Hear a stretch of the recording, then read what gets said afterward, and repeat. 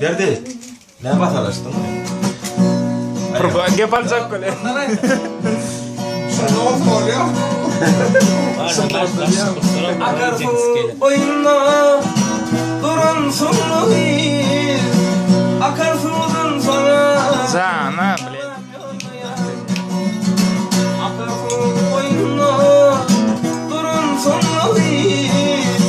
Akarfu'dan sonra yollayan var. Dinle lale maytan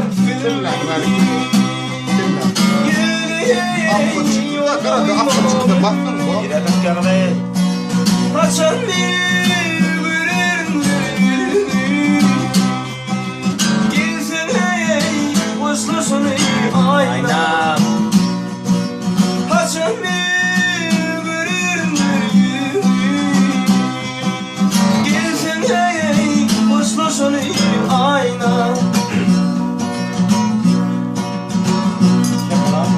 İlahi safına Hop.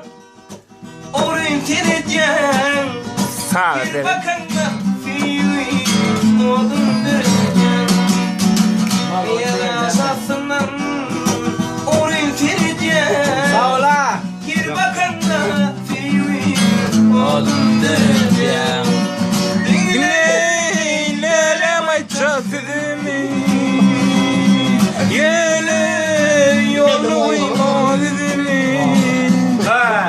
Kaçan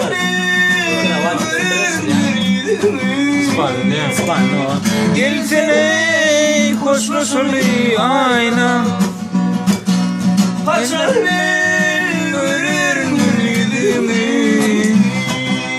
Kalmalı kelingano. Hoşlusun ayna Gelsene hoşlusun ayna Sağ ol sana. Ola berarti.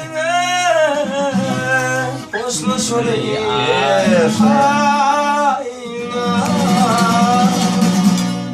Hey. Sağ ol. Valla.